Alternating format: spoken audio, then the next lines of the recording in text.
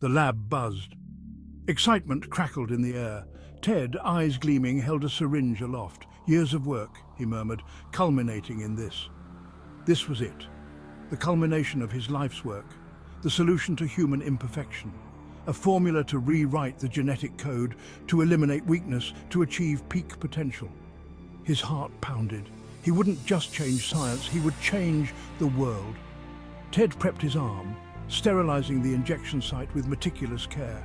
This wasn't just an experiment, it was his evolution. He plunged the needle in, the green liquid vanishing beneath his skin. A warmth spread through him, a tingling sensation that intensified by the second. His muscles felt taut, his vision sharpened. A grin spread across his face. It was working. He could feel it working. The changes came subtly at first. His reflection in the lab equipment shimmered, his features becoming more defined, more perfect. He felt a surge of energy, his body thrumming with newfound vitality. He ran a hand through his hair, now thick and lustrous. His reflection showed a stranger, a perfected version of himself. This was the future, and he was leading the way.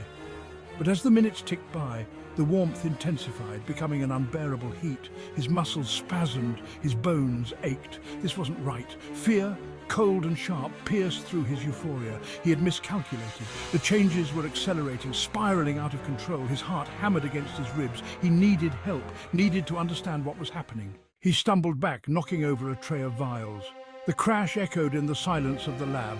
Looking down, he noticed with horror that his hands were smaller, his fingers chubbier. His clothes felt loose, his body shrinking.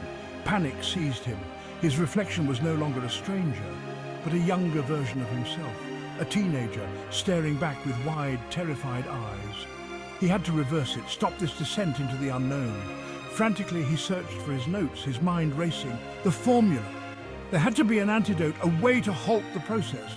But the room spun, his vision blurring as his body continued its terrifying transformation. He clung to the edge of the table, gasping for breath, his youthful face contorted in fear. He was losing himself, his adult life fading with alarming speed.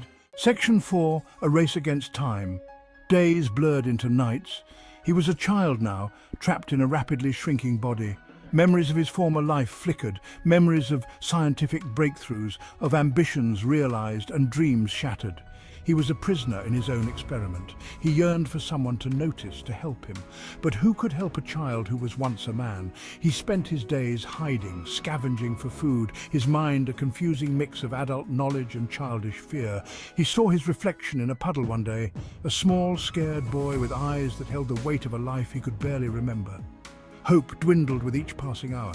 Was this his fate, to regress into oblivion, his brilliance extinguished before it could truly shine? Section 5. From child to toddler. He woke to find himself swaddled in a blanket.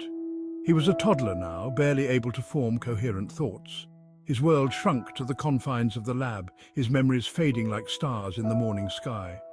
He saw a woman, her face etched with concern, her eyes filled with a strange tenderness.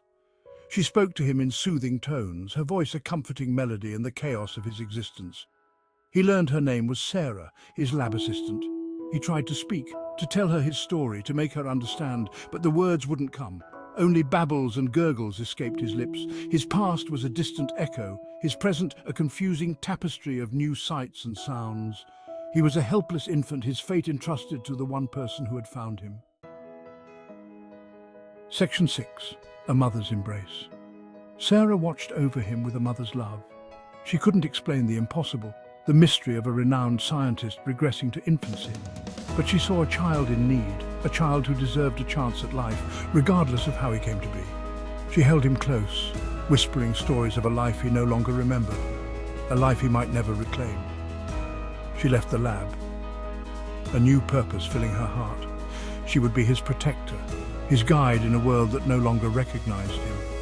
She would shower him with love, hoping to heal the invisible wounds of a life unlived. As she walked into the sunset, a single tear traced a path down her cheek. A tear of sorrow for the scientist, a tear of hope for the son she never expected to have.